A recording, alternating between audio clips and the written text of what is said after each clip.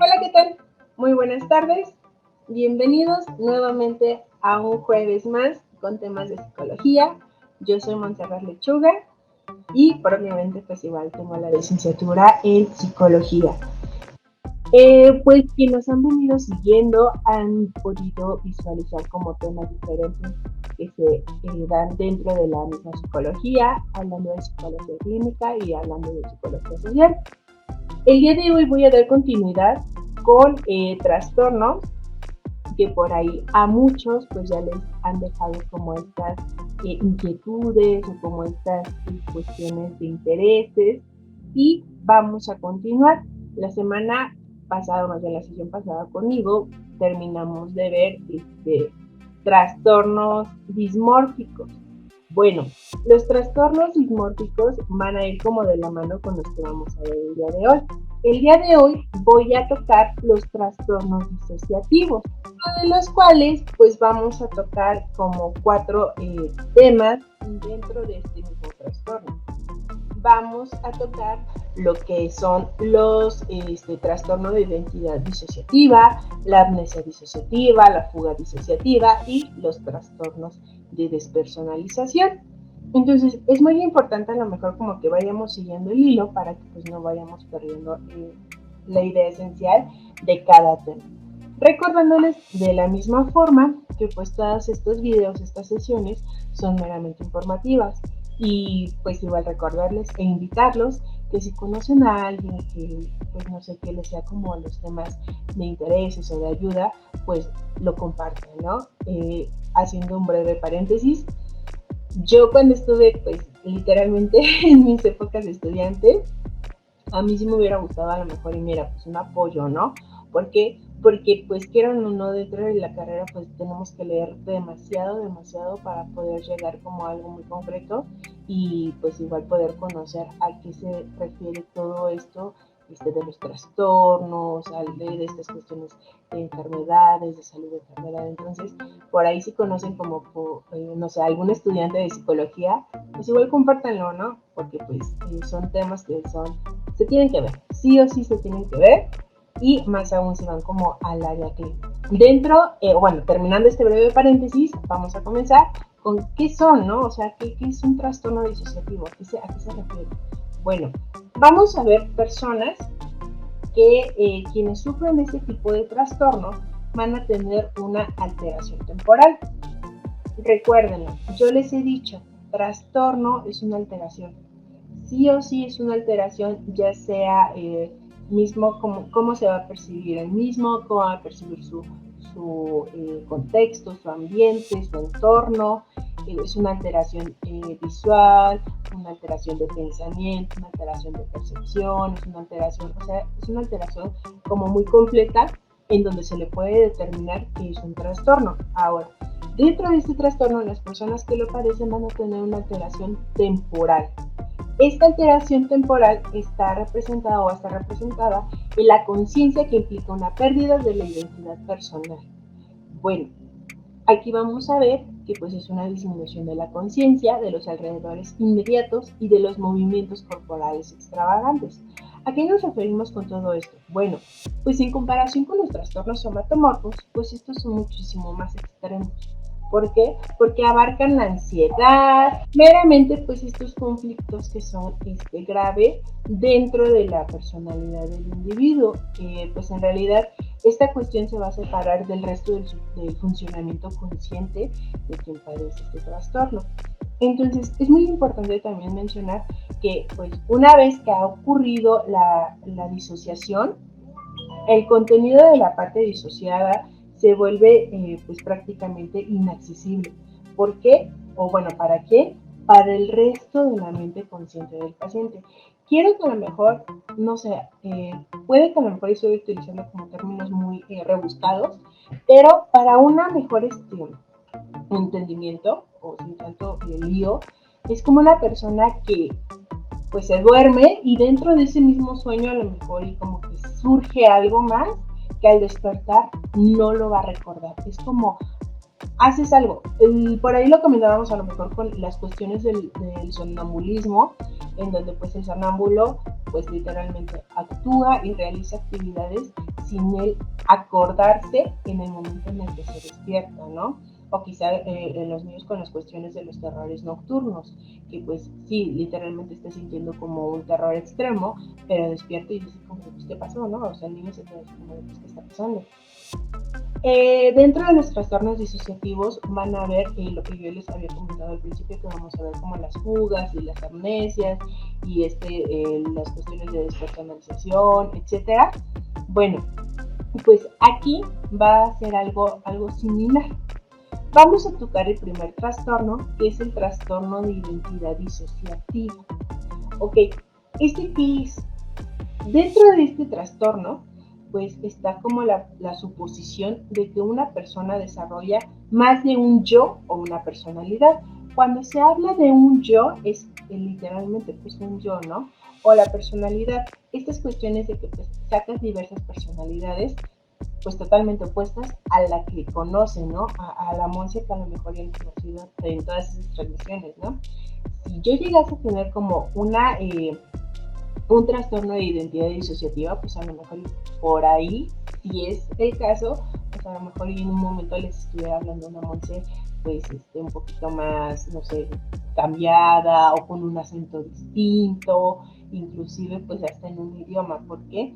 Porque son personalidades como muy distintas. En estas cuestiones, yo sí les recomiendo como que lo simplifiquen y lo visualicen o lo ejemplifiquen con películas. ¿Por qué? Porque de hecho, pues, bueno, yo les traigo igual como las imágenes de Jim Carrey con la de Irene, yo y mi otro yo, ¿no? O la de Fragmentado.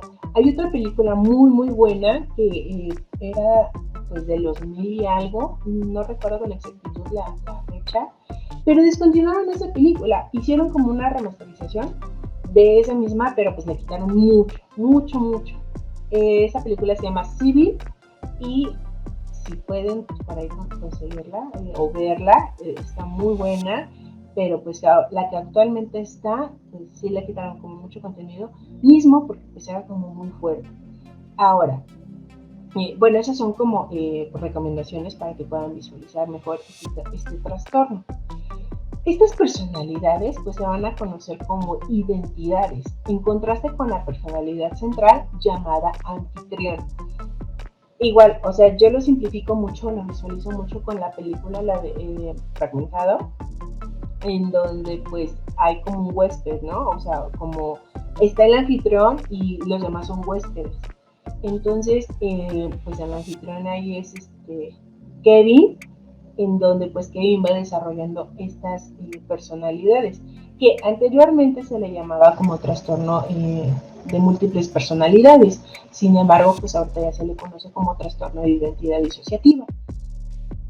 Se van a ver como diferentes, ¿no? Inclusive, pues en Kevin hay una personalidad de una mujer, ¿no? Y si no mal recuerdo, no es la única mujer que Kevin tiene dentro de sus 21 personalidades, 21 o 23. Entonces, es como muy impactante, muy sorprendente que cada personalidad que va saliendo o cada yo que va saliendo va a tener su propia vida, su propia cultura, su propia educación, su propio dialecto, etcétera. Entonces, es muy, muy impactante cómo este tipo de trastorno se puede ver en una persona real. Bueno, a esta condición se le llamaba, pues como ya les había comentado, trastorno de personalidad múltiple, que pues actualmente el DSM pues ya lo maneja como trastorno de identidad disociativa. Ahora, dentro de nuestra epidemiología, ¿qué hay? Bueno, tenemos como prevalencia que los TDE o los trastornos disociativos es altamente variable entre países y culturas. Ahora, los estudios respecto a estos pues van a documentar como la prevalencia en el último año que van de 5 a 10% de población general. Puede que a lo mejor suene muy poquito, pero pues cuántos millones de humanos no somos, ¿no? En el mundo, en el país, en los países. Son muchas personas, es una cantidad significativa. Ahora, pues vamos a ver que pues estos va igual, dependiendo del enfoque o los autores que se vayan tratando, lo van a ver como de una forma un poco distinta. Sin embargo, pues vamos a ver que aquí la evaluación en México se va a basar ante métodos altamente confiables, como son las entrevistas psiquiátricas estructuradas y prácticamente pues disponer de medidas de tamizaje válido, confiable para evaluar pues, a los sujetos, ¿no? De una forma breve y sencilla. Muy bien. Dentro de la etiología, pues esto es muy impactante, ¿no? Es como muy interesante también. ¿Por qué? Porque vamos a ver que el individuo con un trastorno de identidad disociativa tiene al menos dos identidades o estados de personalidad distintos. Cada uno, pues como ya les había comentado, con sus propias pautas de percepción, pensamiento y relación, al igual que su propio estilo de comportamiento, historia personal y autoimagen. Entonces, pues es como conocer a varios tú o verte de una forma, o bueno, más bien que te vean de una forma distinta, ¿no? O sea, como pues, literalmente pues, diversas personalidades dentro de una sola persona. La mayor parte de los casos implican pues menos de 10 identidades, pero hay reportes de casos que incluyen cientos. Y sí, la verdad pues nosotros cuando lo veíamos como en la carrera, así como de pues es como muy sorprendente porque pues cuántas personalidades puede haber dentro de una misma persona. Sin embargo, pues sí, sí pasa, sí hay y hay reportes de esto. Ahora, dentro de la sintomatología, pues ¿qué sienten estas personas que padecen este trastorno?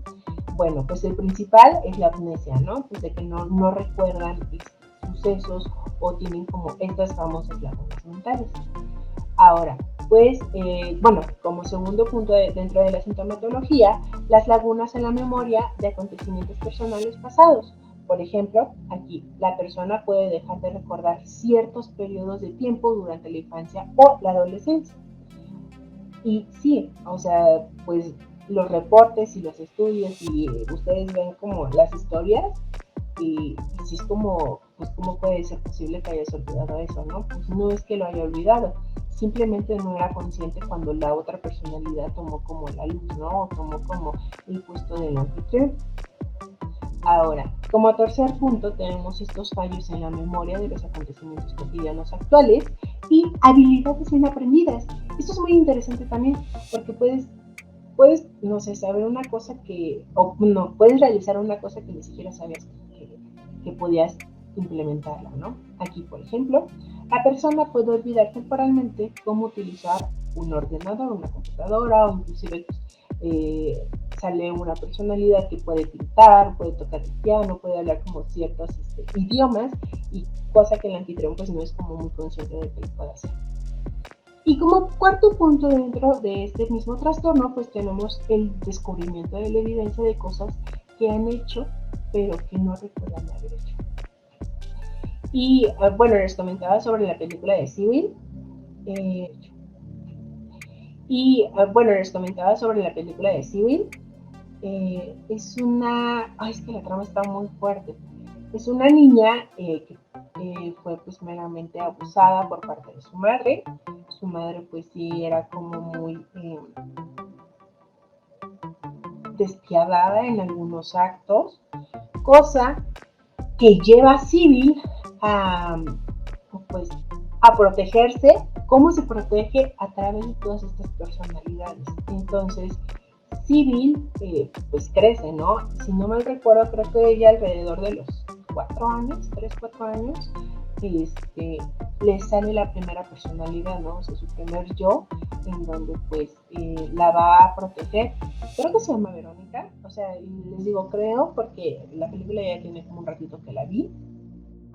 La última vez que la vi creo que fue hace como un año, no sé, como 8 meses. Pero, o sea, yo les estoy contando como la versión primera, ¿no?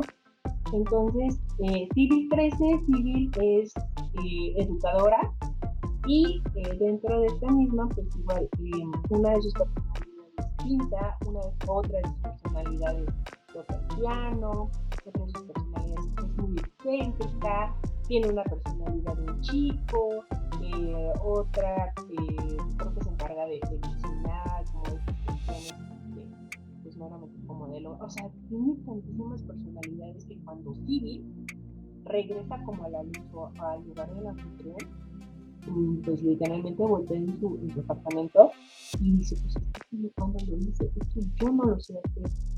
Y aquí vemos como el descubrimiento de la evidencia de cosas que ha hecho, pero que no recuerda haberlas hecho.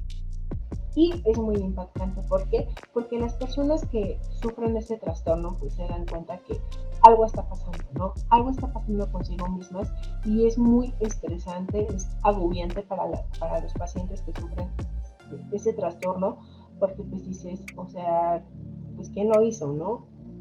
Y eh,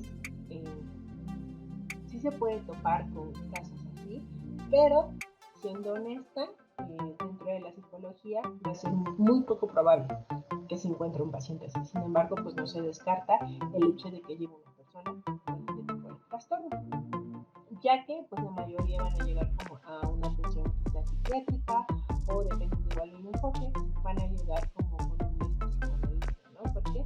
Porque el psicoanalista, eso también yo creo que se los voy a tratar en otro video, las ramas de la psicología y el psicoanálisis independiente.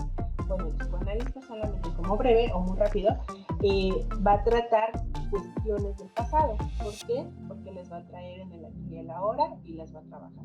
Entonces se va a ver en esta corriente el surgimiento de la problemática. Muy bien, bueno, pues ese es nuestro primer trastorno, que son los trastornos de identidad disociativa. Ahora, vamos a continuar con lo que es amnesia disociativa. Muy bien. En la amnesia disociativa, esta antes llamada psicógena, el individuo es incapaz de recordar detalles y experiencias personales importantes asociadas por lo general con eventos traumáticos o muy estresantes.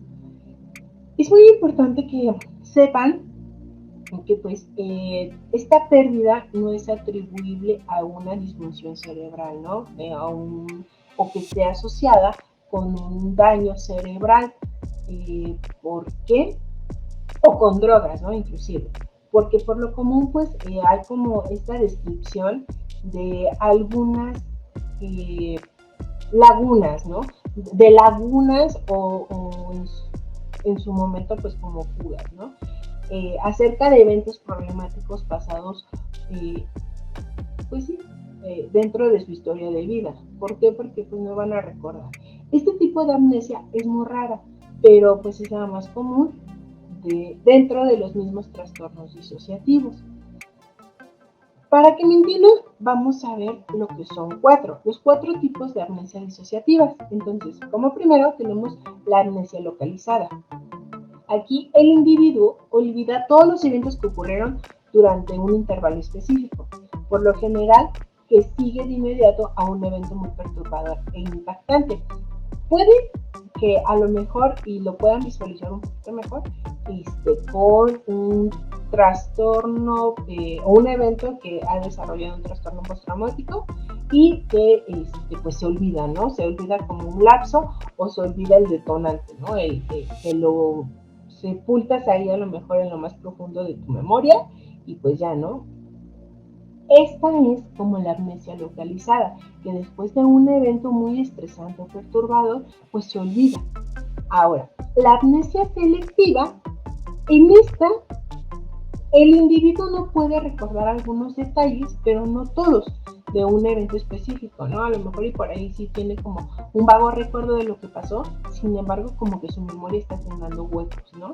Pero no es lo que pasó realmente, es como recordar ciertos detalles de este evento, pero no se olvida de todo. Ahora, como tercero, pues tenemos la amnesia generalizada.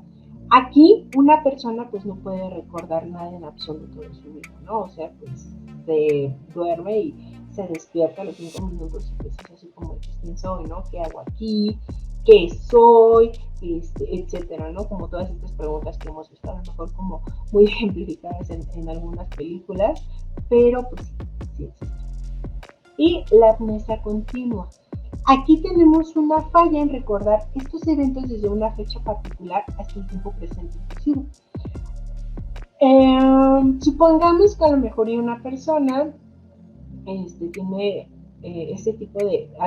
este cuarto tipo de amnesia disociativa y pues lo mismo, ¿no? O sea, pasa su vida y se casa y hace su familia y trabaja y etcétera, y un día de la nada se despierta y dice, pues, ¿qué hago aquí, no? O sea, ve quizás a su esposo, a su esposa y es así como, pues, ¿tú quién eres, no? Ve a los niños y dice, pues no, yo no tengo hijos, quizá una persona de 40 y tantos años que pues ya está como realizando todas estas actividades que les acabo de describir y despierta y dice, no, yo no puede ser posible, yo no tengo hijos, yo no tengo esposo, yo tengo 18, 20, 22 años y pues esto no está pasando, ¿no?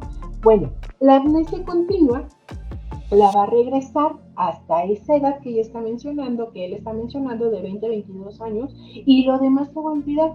¿Por qué? Porque pues le está evitando como este tipo de amnesia recordar los eventos desde una fecha en específica, ¿no?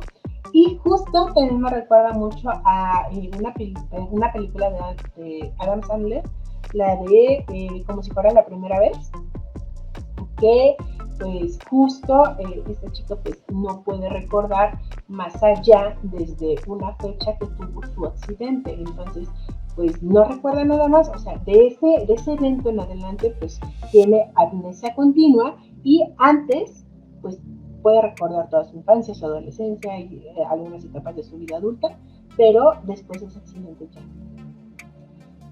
Ok, dentro de la epidemiología, pues vamos a ver que esta amnesia disociativa es más frecuente en mujeres que en hombres. Y por lo general se va a sufrir, lo va a sufrir la persona que han experimentado o presenciado acontecimientos traumáticos. A menudo, este diagnóstico va a estar entre los 40 y 20 años de edad, pero se han descrito casos en niños y en los mayores. O sea, esto es como a lo mejor basarnos en un preámbulo de edad o en un parámetro ya establecido que pues es como la mayoría de los casos. Sin embargo, pues dentro o fuera más bien de los 20 y 40 años se van a encontrar también casos que pues sí son como a lo mejor un poquito extraños o menos, pero que sí lo hay. Entonces, pues vamos a ver que a pesar de esto, la prevalencia de los síntomas de la amnesia disociativa en la población en general es mucho mayor que las estimaciones para el desorden de la amnesia disociativa. Muy bien, dentro de la etiología, pues ¿qué vamos a encontrar? Va a ser como muy similar. Aquí el individuo con trastorno de identidad disociativa tiene pues igual como estas cuestiones de síntomas, situaciones, pues igual como traumáticas, ¿no? Entonces, pues van a ver que suele manifestarse con una manera de afrontar los traumas. Es lo que yo les estaba comentando.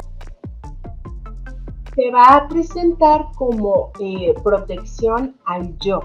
¿Por qué? Porque van a manifestarse como estas cuestiones de que te tienes que proteger ante una situación traumática, ¿no? O sea, de una forma de afrontar los traumas. La mayoría de las veces, pues este tipo de trastornos, los trastornos se presentan en niños sometidos a maltrato emocional, abuso sexual o maltrato físico durante un largo tiempo, o bien con menor frecuencia a un entorno doméstico aterrador o muy impredecible. El estrés, pues vamos a ver que pues esta es una cuestión muy sensible, y más con los niños o más con estas personas como muy, digamos, vulnerables a poder presentar este tipo de trastorno. Entonces, se va a incrementar cuando se presenta una situación social pues un poquito más agobiante para la sociedad. ¿A qué me refiero? Bueno, pues quizá a la guerra, ¿no? O quizá a estas cuestiones de vulnerabilidad para la persona. Bueno, el estrés de una guerra o una catástrofe natural pueden generar trastornos disociativos. Esto pues se va a ver muy afectado, ¿por qué? Porque pues sí, no está dentro de sus manos, sin embargo pues va a afectar de una forma negativa. Ahora, la identidad personal aún está en formación, ¿no? O sea, en un niño pues apenas está como dentro de su constructo. Entonces, pues al estar su identidad personal en formación durante la infancia, pues se va a ver peor, aún más afectada. Por eso, un niño tiene pues una capacidad mayor que un adulto de despegarse de sí mismo y observar el trauma como si éste le estuviera pasando a otra persona. Un niño que aprende a disociar para superar esta experiencia traumática, pues puede usar ese mecanismo de superación como respuesta a situaciones estresantes de su vida, ¿no? O sea, son como estas cuestiones que este niño las está viendo pasar, sin embargo, pues el niño no es consciente de que pues al poder realizar estas fragmentaciones del yo, pues va a haber una adaptación de lo que está pasando en el entorno, va a haber una adaptación y una adoptación. El niño lo va a adoptar, sin embargo, pues no va a ser consciente de lo que está pasando y pues va a pasar, ¿no? O sea, no es como que lo pueda evitar. Ahora, dentro de la sintomatología, ¿qué va a sentir pues esta persona, no? Pues va a haber la pérdida de la memoria o nuevamente esta amnesia de ciertos periodos, sucesos, personas e información personal, ¿no? Imagínense pues una persona que no pueda recordar como algún familiar, algún amigo o que haya sido como un evento significativo para él o para esas personas. Va a tener como la sensación de estar separado de sí mismo y de sus emociones. A lo mejor y pues como ahorita les comentaba de que pues lo va a ver que le va a pasar como a otros, ¿no? Va a decir pues es que no soy yo, pues este cuerpo no es mío o simplemente pues estoy como perdido, ¿no? No me siento yo mismo para que se pueda identificar con sí mismo y con sus emociones. Ahora, va a haber como esta percepción de que las personas y las cosas que le rodean pues van a estar distorsionadas o él va a creer que son irreales. ¿Por qué? Porque pues está pasando a lo mejor por una cuestión en donde él no se ve como sí mismo. Va a tener como un sentido confuso dentro de su identidad. El estrés pues va a ser significativo, ¿no? ¿Por qué? Porque va a estar presente en las relaciones personales, de trabajo y otros ámbitos importantes de su vida. También va a estar esta cuestión presente de la incapacidad para afrontar el estrés emocional o profesional y van a ver como este desarrollo de problemas de salud mental como la depresión, la ansiedad, pensamientos y comportamientos suicidas. Entonces, pues sí, la persona pues, quien sufre como este tipo de amnesia, que es la amnesia disociativa, pues va a estar como en un constante estrés, peor, ¿no? ¿Por qué? Porque pues no va a reconocerse a sí mismo como sí mismo y pues tampoco es todo. Muy bien, vamos a pasar ahora con la fuga disociativa. Bueno, ¿qué es la fuga disociativa? Las personas en un estado de fuga pues son incapaces de recordar su propia historia o identidad y unos cuantos incluso pueden asumir una nueva identidad. Es distinto al primero que vimos porque el primero fue el trastorno de identidad disociativa. Este es una fuga disociativa en donde pues literalmente tú estás llevando bien tu vida, tu día y de repente pues no sé, tienes esta fuga y ya salió como otras actividades, ¿no? Otro tipo de pensamiento en donde pues no estás recordando qué es lo que estabas haciendo en ese momento o en ese lugar. Ahora, si una persona asume una identidad nueva, es probable que parezca ser mucho más sociable que la personalidad central, ¿no? Lo que yo les decía. Imagínense que han conocido en esas transmisiones y salga como otra personalidad, pues a lo mejor va a ser como más social, ¿no? A lo mejor va a ser como más individual, dependiendo pues un contraste a la personalidad central. Después que ha pasado el estado de fuga, pues con frecuencia el individuo no va a recordar lo que ocurrió durante la fuga. Una fuga es rara y por lo general pasa rápido, no dura mucho, pero pues sí es como muy preocupante. ¿Por qué? Porque la persona pues se va a sentir agobiada. Ahora, a menudo pues igual dentro de estas diagnósticos pues se van a encontrar entre personas de 20 y 40 años de edad, pero se han descrito pues casos igual en niños y en mayores. Dentro de la etiología, pues vamos a ver que pues aparecen espontáneamente y no es fingimiento. Por ahí recuerden, igual que ya habíamos visto, los trastornos simulados, ¿no? Sin embargo, pues este tipo de trastorno no es fingido. Los médicos generalmente pueden distinguirlas. ¿Por qué? Porque los simuladores suelen exagerar y dramatizar sus síntomas y porque tienen razones financieras, legales o personales obvias, como evitar el trabajo, para simular la pérdida de memoria. Sin embargo, cuando se hacen los estudios en una persona que realmente tiene fuga disociativa, pues se va a ver reflejado en las pruebas, en los estudios y en todas estas cuestiones que se van a aplicar para ver si es fingido o no. Dentro de la sintomatología, pues tenemos que durante la fuga, las personas tienen una apariencia normal y sus actos son normales o solo aparecen ligeramente confundidos y no llaman la atención. Cuando termina la fuga, la persona se va a encontrar de repente en una situación nueva sin recordar cómo ha llegado hasta ahí o lo que ha estado haciendo. En este punto, pues tenemos como a mucha gente que se va a sentir avergonzada o molesta. ¿Por qué? Porque no va a recordar nada de lo que pasó. Y algunas personas pues van a presentar el miedo. ¿Por qué? Porque van a presentar la confusión, pueden llamar incluso la atención de las autoridades médicas o legales. Esto es muy importante. ¿Por qué? Porque cuando termina la fuga, pues muchas personas pues van a recordar su identidad, ¿no? O su vida pasada. Dentro de la fuga, o sea, cuando una persona está en la fuga disociativa, no va a recordar nada, ¿no? O sea, es como una persona nueva. Cuando se termina la fuga, la persona pues va a recordar toda su vida, ¿no? A excepción de ese momento en el que fue presente la fuga. Y pues va a ver como los recuerdos, ¿no? Va a estar bombardeada su mente de todos los recuerdos que él ha vivido y se va a producir de una forma más gradual. O sea, no le va a llegar así como de todo sino va a ir de una forma lenta. Entonces, pues aquí también es muy importante porque hay personas que, pues sí, entran a una fuga y dentro de esa misma fuga realizan su vida, ¿no? Cuando esta no termina o no pasa rápido, pues se pueden seguir viviendo dentro de la misma fuga. ¿Cómo? Con otra personalidad, sin recordar lo que él era fuera de la fuga. No sé si por ahí me estoy dando a entender.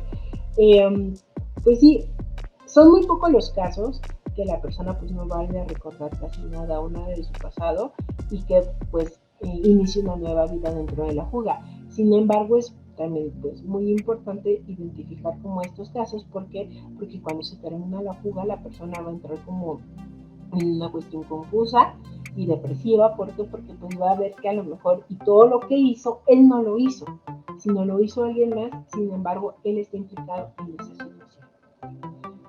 Y bueno, vamos a cerrar con el trastorno de despersonalización. Este fenómeno se va a incluir en las alteraciones en la percepción mente y cuerpo, que van a ir desde el desprendimiento de las experiencias de uno hasta el sentimiento de que uno se ha salido de su cuerpo. Las experiencias de despersonalización ocurren en personas normales cuando son colocadas bajo un gran estrés o cuando usan drogas que alteran la mente como marihuana o LSD. Ok, dentro de nuestra etiología, pues vamos a ver que el trastorno de despersonalización o desrealización, que también se le puede conocer con ese nombre, a menudo va a desarrollar, pues sí, va a ser desarrollada en personas que han sufrido un acontecimiento estresante grave, como los siguientes: haber sufrido maltrato emocional o abandono durante la infancia, sufrir abusos físicos, ser testigo de violencia doméstica, haber tenido un progenitor gravemente deteriorado o mentalmente enfermo y haber sufrido el fallecimiento repentino de un ser querido.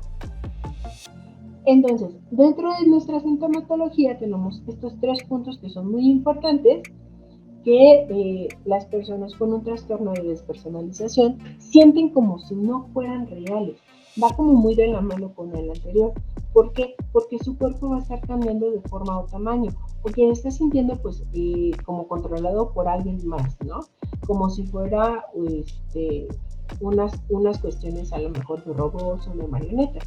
A veces el individuo puede experimentar conversaciones entre un yo observador y un yo participante, o sea, esas mismas conversaciones van a estar dentro de sí, pero las va a visualizar separadas, ¿no? Como dos individuos fuera de sí. Los síntomas del trastorno de despersonalización o desrealización pueden empezar de forma gradual o repentina. Los episodios pueden durar solo unas horas o días, semanas, meses o años. Pueden consistir en despersonalización, desrealización o ambos. La intensidad de los síntomas a menudo aumenta y disminuye. Cuando la enfermedad es grave, los síntomas pueden estar presentes y persistir con la misma intensidad durante años o incluso décadas. Bueno, es muy importante que aquí veamos que pues, las distorsiones de la despersonalización se van a ver con la percepción de mente y cuerpo. Esas van a suceder de manera repetida y sin provocación de drogas. Periodos de estrés extremo también pueden como precipitar un episodio de despersonalización en un individuo vulnerable. Entonces, lo que yo les comentaba en algún momento con cuestiones que vimos al inicio del año, que son como estas cuestiones de los derechos de los niños, el cuidado de los niños, o sea, como la infancia es muy importante. ¿Por qué? Porque ya lo pudimos ver, ¿no? Dentro de las cuestiones que pueden detonar todas este tipo de trastornos, pues vamos a ver que pues es muy importante la infancia. Nuestra etiología nos está mencionando, ¿no? Que son niños a lo mejor y como maltratados o abusados físicamente, sexualmente y pues vamos igual a retomar, ¿no? Como estos elementos de las películas que yo les mencionaba. La de Fragmentado, pues Kevin era igual abusado por su madre. Civil fue abusado por su madre. La de Irene, yo y mi otro yo, no recuerdo la presencia de un abuso, sin embargo, ahí se desarrolla más como la cuestión en una vida adulta, ¿no? Y también lo que yo le estaba comentando apenas a un familiar es de que, pues, quienes ya hayan tenido la oportunidad de ver Cruella, yo también ahí noté como estas cuestiones de despersonalización. ¿Por qué? Porque su propia madre la había mandado a matar, ¿no? A lo mejor y dices, pues es que son películas, cosas así, ¿no? Pero, pues recuerden que pues la realidad supera la ficción. Y es muy importante, ¿por qué?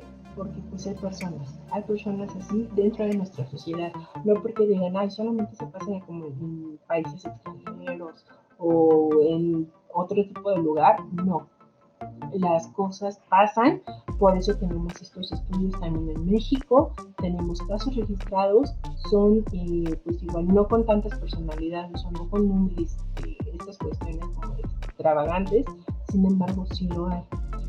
¿Tiene cura? Pues no tiene cura. Hay esta cuestión de poder manejar las demás personalidades o estas cuestiones de despersonalización con terapia. Inclusive pues se pueden meter los fármacos, esto con prescripción psiquiátrica y médica. Sin embargo, pues van a estar, ¿no? O sea, vas a tener que, bueno, una persona que está sufriendo este tipo de trastorno va a tener que aprender a lidiar y a vivir con sus personalidades. ¿Por qué? Porque va a tener que aprender que esas personalidades no son individuales o no son yo fragmentados, sino va a tener que aprender a poder hacer una cohesión o una unión de cada una de las personalidades y ver que cada uno de ellos es uno mismo.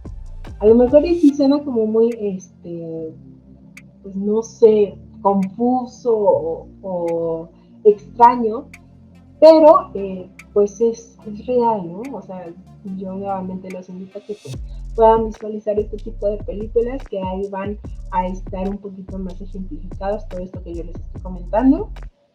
Y pues terminaríamos el tema del día de hoy con para que pues igual por ahí no no se me aburran. Ahora sí, cerramos esta sesión, la sesión del día de hoy también, esperando que pues igual se encuentren muy bien. Nos vemos la próxima semana. Muchas gracias.